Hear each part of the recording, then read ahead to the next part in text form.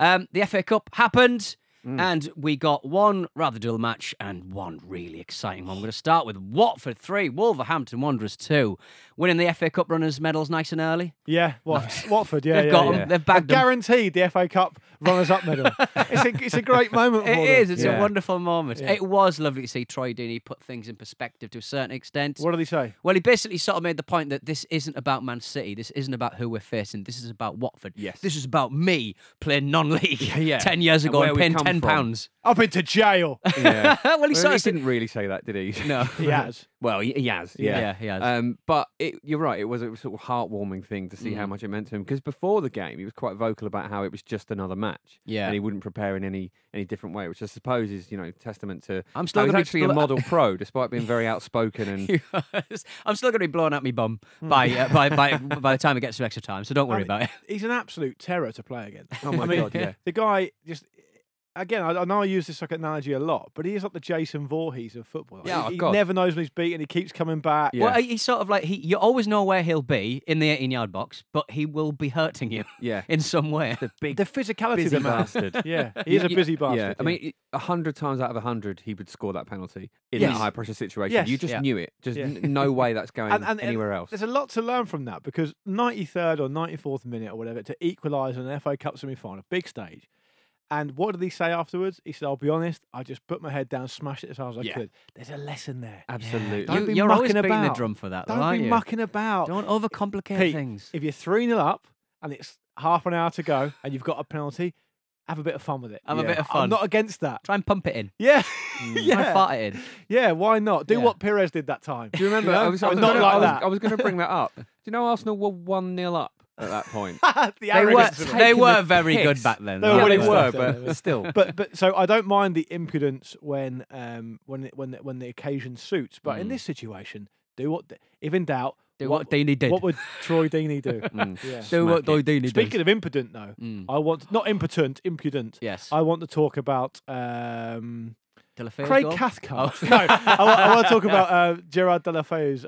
Rendered the goalkeeper impotent, I would say. He did. I have never seen anyone do that with their foot. It was like he unhooked it from his ankle and like sort of slapped the ball. We sort of, if Messi did that, everyone would be talking about. Everyone's talking about it. Can I Shut just up. say, it reminded me of Ronaldinho that time against Chelsea in the Champions League. We just came from nowhere. Yeah. But to see that and to sort of have the presence of thought and just how relaxed he looked. And, it was positive stuff. It was fantastic. Absolutely. The confidence of that as well made you think, Watford are getting back in this. There's no, it's happening. You can feel it happening. I'm impudent and you, sir, are impotent. That's what he may have said. I've scored with my dueling foot. Yeah, it's like he threw like a metal glove on the ground beforehand. But I thought it was surprising not to see Deulofeu start the game. So obviously he started a bit recently, and he as he proved to be this kind of mercurial character. Yeah. And people have asked questions about his consistency, and perhaps that's why. I don't want to be disrespectful to them on their special day, but why he's playing for Watford and perhaps not playing for a bigger team. But it proved to be a sort of masterstroke because clearly what had happened was Gracia had sort of motivated and annoyed Deulofeu to the extent where he just couldn't wait to get going. And once he got on the pitch, he was sort of unplayable. I mean, his second goal, I think, probably has to go down as a slight goalkeeper error, but he took it so early that the keeper just didn't have time, did he, to do anything? Couldn't set himself, couldn't get in the right position. And to show that kind of presence of mind deep into extra time, and from Deulofeu's point of view, I thought was really, really impressive. Yeah, it was. Jimenez's goal I thought was quite decent, but a very tedious bit of VAR because he celebrated obviously, and it was like the defender's left foot that was kind of. If that had been ruled off for offside, I wouldn't necessarily have complained because it was like. Sorry, I would have complained. Yeah, absolutely. Yeah. What you said, the exact opposite of what I said about 2 seconds ago. Again, and we've spoken about this so many times, but the advantage he's gaining there is so minimal to basically not exist. It's in the air. He's doing a volley. Like being on or offside by that amount doesn't really matter. The defender ain't getting a fistful of foot. No. You were a big advocate of the mask, presumably, Pete? Oh, massively. Well, it's Sin Cara's mask, the wrestler in WWE. Isn't Sin Cara sort of like this kind of token of failure, though? Isn't he known as being I don't a sort know. of I project only that know didn't really work? Macho Man Randy Savage. Didn't the mask have a load of Wolves Oh logos yeah, it on was it? specially made. Yeah. Right, I Oh, was going to yeah, say, yeah. why the hell is the rest Well, wearing that? Sin Cara made, I think, got it made for him because I think he's best friends with him, which is quite right. cool. Mexico, that makes innit? sense. Mexico. Oh, everyone's a friend. Lucho Libre. No, everyone's a wrestler. Everyone's a wrestler. It might explain his sort of prowess in the air. Because Yes, that was a I sort of guess so, yeah. luchador's goal, if ever there is one. Yeah, Uh, high-flying wrestling move. Would you say it was one of the best semi-finals in recent memory? Oh, Because, easily. Oh, it was fantastic. Wait, it's funny because I initially thought that, and I kind of still do think that, but my instinctive reaction was what Jim just said there, as in easily. But we've had some good ones. I mean, Reading came with an extra time of getting to the final against Arsenal in 2015. Chelsea and Spurs duked out a good 4-2 a few years ago. 13-14 was good. You guys remember Hull beat Sheffield United 5-3, Oh, yeah. and then lost to Arsenal in extra time with that comeback Yes. win. So there's been a few good ones. Did Spurs not get beaten 5-1 by Chelsea a bit before that as well? So there's been some good ones. I think, in contrast to the other side of the draw, Oh, yeah. I think Yeah. it was quite an That exciting was like Also, going match. to watch your favourite band and the warm-up is the worst recording artist you've ever seen. Yeah, but the thing is, though, I think it's the nature of the comeback and the nature of Deulofeu's goal being so good, and also the mask thing, and a lot happened in it. There was a lot of drama. It's like Noel Gallagher and his high-flying bird supporting the Smashing Pumpkins and AFI, which is actually happening in North yes. America. Baffling. Very you- confusing. Do you spare any sort of sympathy for Wolves? They've had a good season. They came pretty close. Yeah. They were, 2-0 up with 10 or 11 minutes to go. I think the thing that we're seeing with Wolves now, though, is we're all expecting them to go into most games they play actually as favourites. But the thing is, the truth of it is their first season in the top flight for a long time, and they are maybe undone sometimes by being a little bit naive. And Watford are one of the canniest sides in the league. And as you say, Troy Deeney personifies a lot of that team in that they don't know when they're beaten, or they almost don't care if they're losing. They're like, all right, come on, let's get the job done. And I think that was what won out in the day. I had my On narrative the set up ahead of this. Until Right. Oh, sorry, Watford- mate. No, not for what you just said, but in terms of the game. As soon as Wolves went 2-0 up, I was kind of thinking, yeah, this sort of makes sense because Wolves are a team who appear to like the big occasion. And it makes sense because they've got experienced top-level pros like Raul Patricio, João Moutinho, these up-and-coming guys who are quite glamorous and who took a backward step to play in the Championship and are now loving it. And if you look at their results throughout the season, generally speaking, it does add up. I mean, they've beaten Chelsea in the league. They've drawn against Arsenal away in the league. They've beaten Man United twice this season, I think. They've had some good results against big teams. When they come unstuck, it tends to be, Huddersfield have beaten them twice inexplicably. You wonder whether they can get themselves up for the sort of smaller games. And then they just completely lost. then Watford just sort of turned it around. And so it kind of kiboshed it. But I thought that Watford were fairly good value in the end. And that seems crazy. But when Wolves were 2-0 up, you always got the impression that there was something in it for Watford. I don't know. It's Yeah. 10 minutes. When did they score the second? It was like 10 minutes from the end, wasn't it? They pretty much 79 Deulofeu, and it wasn't. It was an incredibly galvanising goal because it was so special. It was like, well, we just need to put one in now, Yeah. and we've got the And players now to it's cause on. problems in the It's box. on, yeah. Mm. And what did you think of the penalty decision, by the way? Pen for me. Yeah.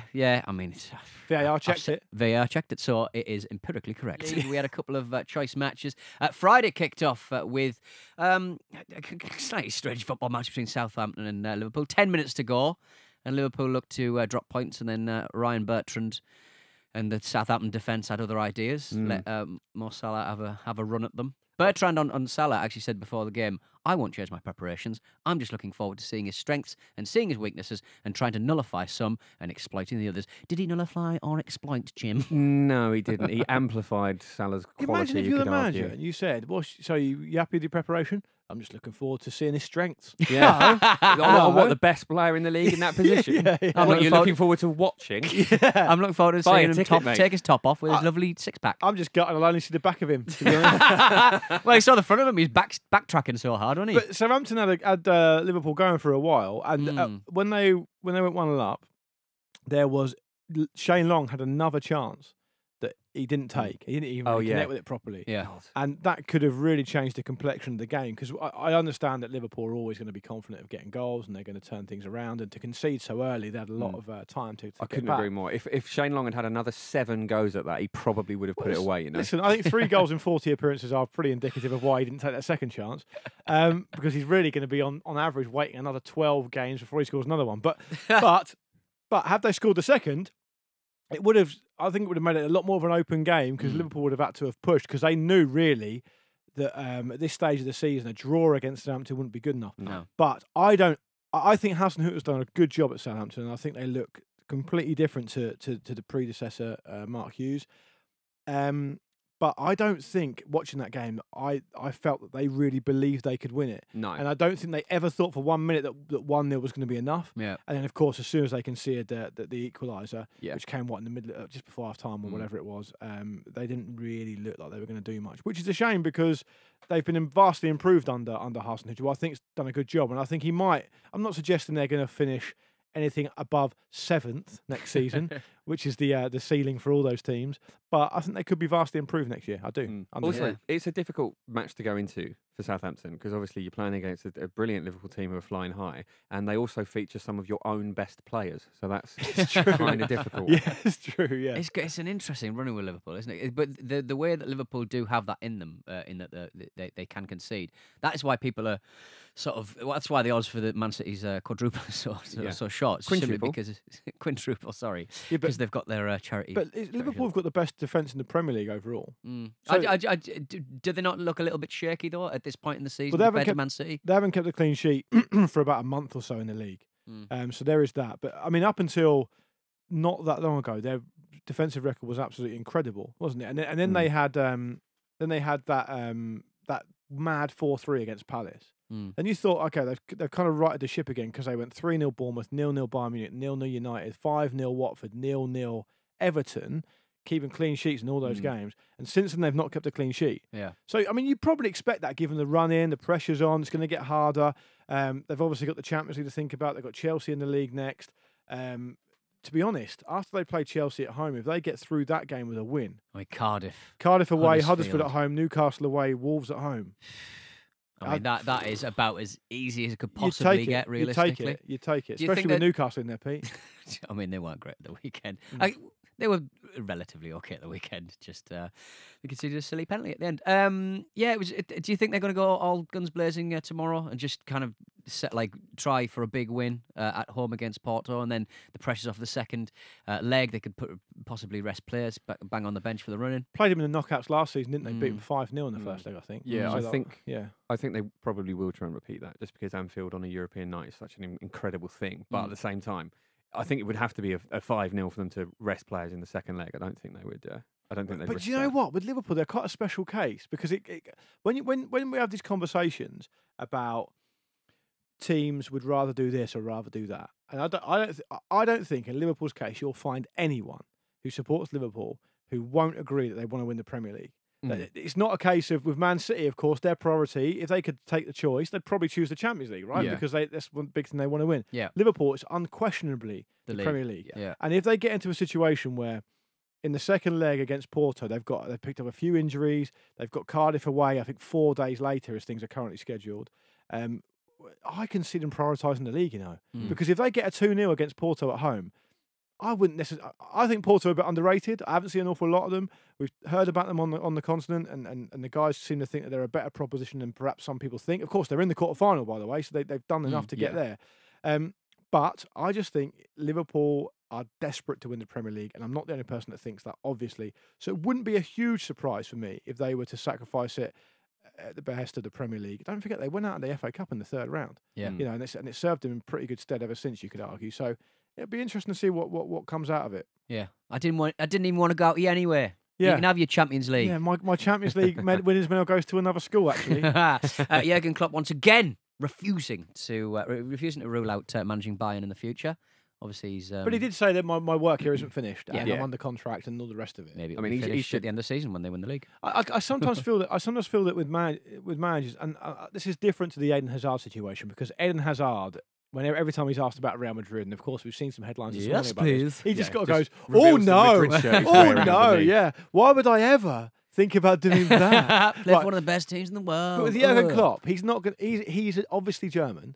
And He is violently German. Yeah, he's one of the most German people I've ever seen, and very rarely do you get people who are just a little bit German. Yeah, it's like the French; they're all really French. But anyway, that's another story. Oh, I was in Toulouse over the weekend. Right. Peaky Blinders very much has reached that particular country. Yeah, Le Peaky Blinder.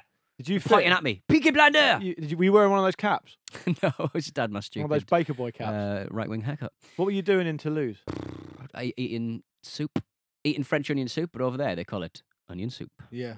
It's good. No, seriously, what were you doing over there? Drinking. Okay.